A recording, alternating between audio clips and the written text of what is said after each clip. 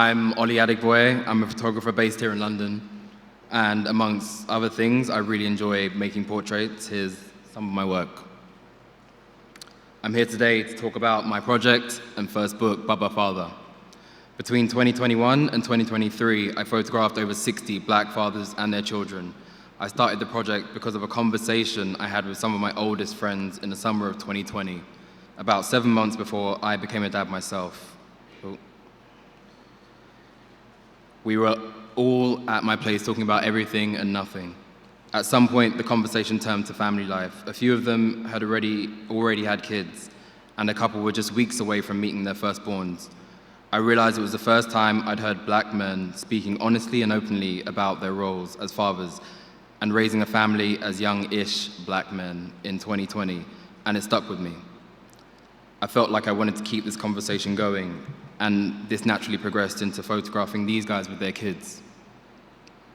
The criteria for my subjects was simple. Do you identify as a black man? And do you have kids? I pulled together a spreadsheet of everyone I knew who fit that criteria. Friends, friends of friends, friends' partners, people from IG, strangers who I had mutual friends with, and even some street castings. Outreach was simple. I laid out the project and showed them some of what I had already shot. And with the exception of only a few people, I was fortunate that everyone I approached was more than happy to be a part of this project.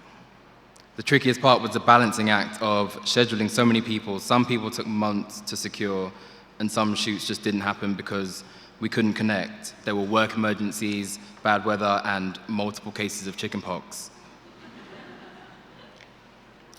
In terms of the process of shooting, as mentioned, I didn't know some of these guys, so I'd spend some time getting to know them, their jobs, their families, and their thoughts on raising black kids in London, which was great for getting them comfortable in front of me and the children comfortable around me and in front of the camera.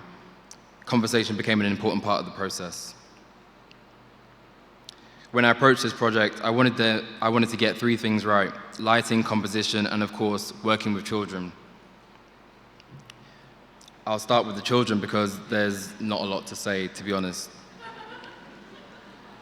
Before the first few portraits, I had grand ideas of how I wanted to photograph everyone, but then I learned quickly that there's not a lot to consider when shooting children, particularly babies and restless toddlers.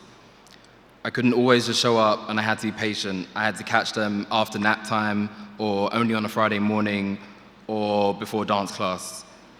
So I'd share my idea with the dad, and where small or even neurodivergent kids were involved, they would tell me how long they think I'd have to get what I needed. I used manual focus cameras, which slowed down the process a bit and meant sometimes my time was even more limited. To be honest, I was also fortunate to be working with a bunch of laid-back parents who had all produced very well-behaved children. The mums would help me wrangle the kids and provide snacks. I also relied on other things like letting them look into my camera and explaining the process to them as best as you can to a small child. Also, cocoa melon. Another thing I had to consider was posing with small babies. The fathers with really small young babies and newborns weren't always the most naturally posed, and sometimes it felt a bit awkward or stiff. And I have personal experience of how awkward it can feel to hold a baby when you're new to it and you're hyper-aware of the camera in your face. We tried different positions until we found one that felt and looked relaxed. Let me talk about lighting now. From a technical perspective, I kept everything quite simple. I shot with 1 or 2 medium format cameras, a compact flash, and a bunch of diffusers and reflectors. I really wanted to nail lighting because I kind of felt like it was my duty as a photographer to present these black men in a way that does justice to their skin with such a wide variety of skin tones. In most cases, and where possible, I wanted to shoot in their home and on location somewhere nearby using flash, daylight, or both.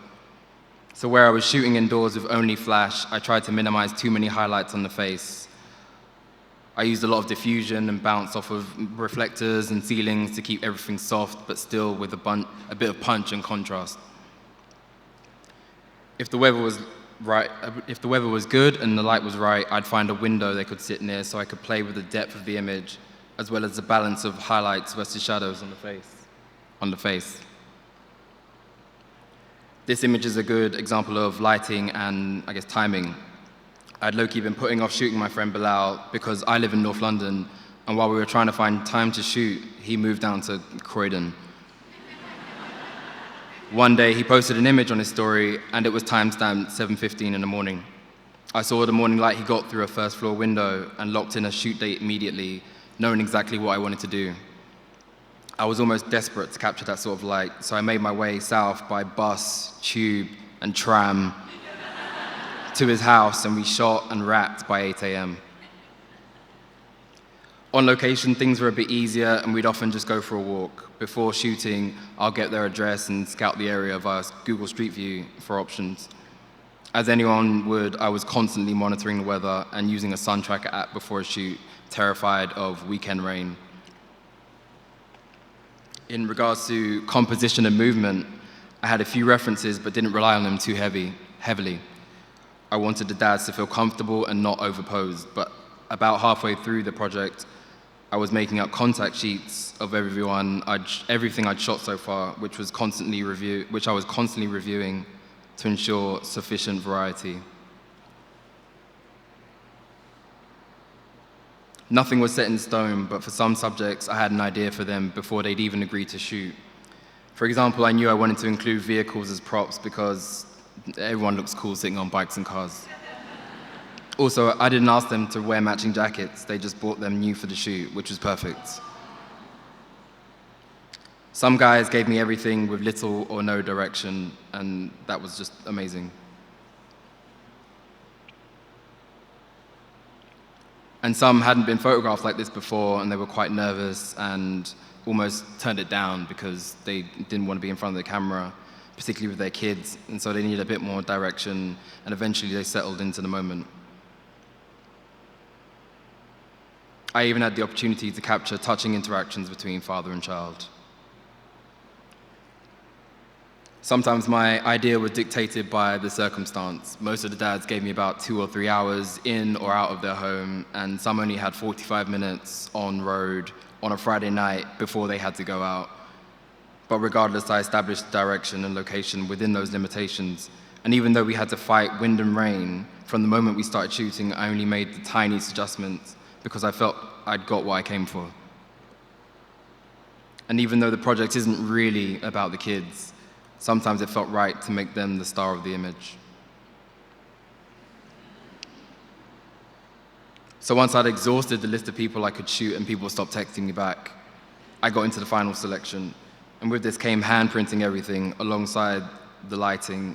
This was super important for me in making sure everything looked exactly how I wanted it to. At the beginning, when I was getting my scans back, I'd make a selection of 2 or 3 images on the spot, just off of what felt the strongest. As soon as I shot more work and started to lay images out next to each other, I was starting to get a better feel for what worked well for this body of images.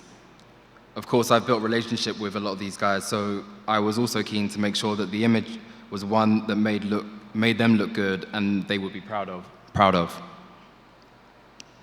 Ultimately, I decided that each dad would live on their own spread, as if to give them their own moment, and let the viewer take in each person one at a time. It also felt right for the pace of the book. And the final result, I designed and edited the book myself with a lot of help from a few very talented close friends. I won't go into too much detail about the design of the book, but the photo on the cover is of me and my dad, a nod to old school family photo albums.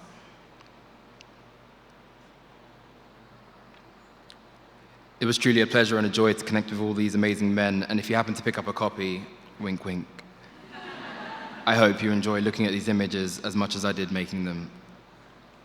Thank you for your time.